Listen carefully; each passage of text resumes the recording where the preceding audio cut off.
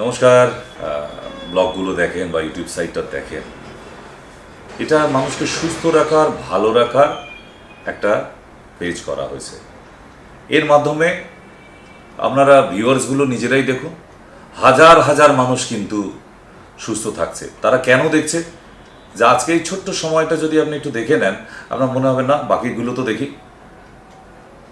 একটা common problem নিয়ে বলি, মানুষের গ্যাস অ্যাসিডিটি নেই এরকম মানুষ সারা পৃথিবীতে নেই। যারা একমাত্র ছোট মানুষ, তাদেরও এখন গ্যাস অ্যাসিডিটি হচ্ছে। দেখবেন ছোট্ট বাচ্চারা দুধ খাওয়ার পর ছানা কাটা টক দইয়ের মতো বমি করে, তার মানে হাইলি অ্যাসিড হয়ে যাচ্ছে।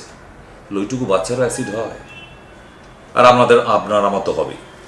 তাহলে এই গ্যাস অ্যাসিডিটি এমন একটা ক্রিটিক্যাল প্রবলেম, যেখানে মানুষ কিন্তু বড় বিচলিত হয়ে আছে, শান্তিতে নেই। তাহলে এই শান্তিতে থাকতে হলে পেট ভালো যার, সব ভালো তার। এই কথাটা যদি আপনি প্রমাণ করতে পারেন আর মেনে চলেন, তাহলে দেখবেন আপনি ভীষণ ভালো আছেন। কারণ পেটটাকে ঠিক রাখতে হবে। এই পেট নিয়েই তো একটা মানুষের তার সুস্থ থাকা, ভালো থাকা, বেঁচে থাকা সবটাই ডিপেন্ড করে পেটের জন্য। তবু আমরা পেটটার দিকে যা খুশি চাই, পাঁচ ভাষ্য সব পেটে দিয়ে দিচ্ছি, বলে ও বুঝে নেবে। না, সব হজম করার ক্ষমতা কিন্তু পেটের নেই। ঠিক আছে? সেই জন্যই আপনাকে বলা হচ্ছে পেটটাকে ঠিক রাখুন। এরকম স্যার, যা রান্না হয় তাই তো খাই, পেটটারে আবার ঠিক রাখুন কেমনে? পেটটা ঠিক রাখারই তো টিপসগুলো দেবো আজকে। আপনার প্রচুর গ্যাস হয়, অ্যাসিডিটি হয়। প্রথম কথা হচ্ছে, আপনার পটি কি ক্লিয়ার হয়? আপনি বলবেন না স্যার হয়, কিন্তু ক্লিয়ার হয় না। একদম রাইট উত্তর, মানে আপনি 10-এ 10। আপনার পটি হয় বাট নট ক্লিয়ার। এই ক্লিয়ারটা করতে পারলে আপনার পেটের 70% প্রবলেম চলে যাবে। কারণ একটা মানুষ বেঁচে থাকতে গেলে তাকে 4টে জিনিস মাথায় রাখতে হয়: খাওয়া, ঘুম, পটি আর প্রস্রাব। তাই তো? তাহলে তার মধ্যে 4 জনের মধ্যে একটা পটি যদি না ক্লিয়ার হয়, এই খাওয়া ঘুম দুটোই বন্ধ হয়ে যাবে। বোঝাতে পারলাম? তাহলে পটিটা ক্লিয়ার করতে গেলে প্রথম কথা হচ্ছে ত্রিফলার পাউডার খাবেন। কিভাবে? এনে হই হই করে খেয়ে ফেললে হবে না। ত্রিফলা পাউডার খাবার নিয়ম আছে, সঠিক নিয়ম। 1 চামচ ত্রিফলা পাউডার রাতের বেলা খেতে হবে 1 কাপ গরম জলের সাথে। আবার ওই ত্রিফলা পাউডারটাই সকালবেলা ঘুম থেকে উঠে ঠান্ডা জলের সাথে। আপনি দেখুন আপনার পেট একদম নর্মাল হয়ে যেতে শুরু করেছে। কোনো দামি অ্যান্টাসিড খেতে হবে না। প্যান্ডি অলরেডি ব্যান ফ্রম গভর্নমেন্ট। তাহলে অ্যান্টাসিডের প্রতি কিন্তু ভরসা করা যাচ্ছে না।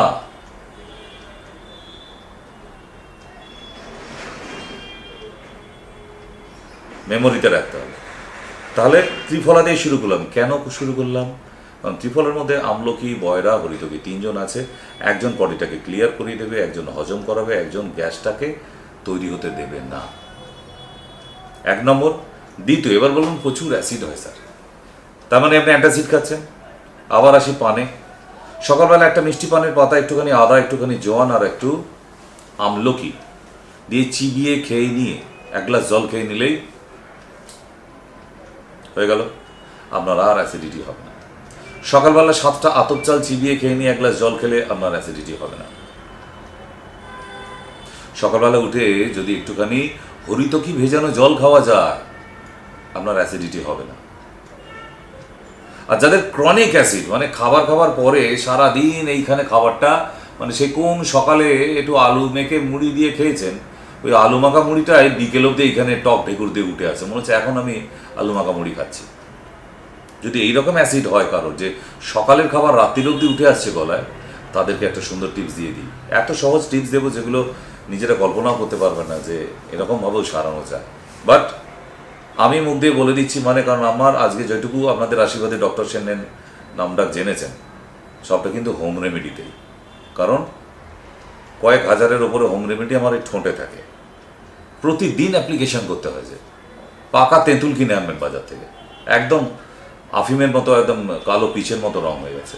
এনে 1 চামচ তেঁতুল 1 কাপ জলের মধ্যে ভিজিয়ে রেখে দিন। সকালবেলা উঠে ভালো করে গুলিয়ে নিন ওটাকে, নিয়ে একদম তেঁতুল জলটা খেয়ে নিন। খেয়ে বা কী করবেন? 1 গ্লাস জল খেয়ে নিন। এবার দেখবেন একটা বমি বমি ভাব হচ্ছে। পেটটা নিচু করে একটু ওয়াক করুন, দেখবেন ভেতর থেকে মিউকাসটা বেরিয়ে চলে এলো। আপনার আর অ্যাসিড হবে না, ওই মিউকাসটাই হচ্ছে অ্যাসিড। সকালবেলা অনেকে মুখ ধোবার সময় দেখবেন আগেকারের বুড়োরা আ আ করে গান করে না, আমরা ছোটোবেলায় খুব হাসতাম পাশের বাড়ির লোকের ওরম করলে, কিন্তু যে ভদ্রলোক করতো ও কিন্তু সায়েন্সটা জানে যে সকালের মিউকাসটাকে বের করে দিতে পারলে বমি করে ওয়াক করে, তাহলে তাকে আর অ্যান্টাসিড খেতে হয় না। ক্লিয়ার? এরকম প্রচুর টিপস আছে, এরপর আপনারা কমেন্টসে লিখতে থাকুন, আমি জবাব দেবো আপনাদের, ঠিক আছে? ডেসক্রিপশানে আরও অনেক কিছু লিখে দেবো, যদি আরও টিপস দিয়ে দেবো আমি, ওখানে লেখা থাকবে, যেগুলো বলে দিলাম রিপিট করে করে চালিয়ে খাতায় নোট করবেন। আর যদি আপনার কোনো বিষয়ে টোটকা হোম রেমেডি জানতে ইচ্ছা করে, আপনারা ওখানে কমেন্টস করুন, আমি এখানে রিপ্লাই দেবো। ঠিক, আজকে আসি, আবার নতুন টপিক নিয়ে ফিরবো নেক্সট ডে। আজকের জন্য নমস্কার।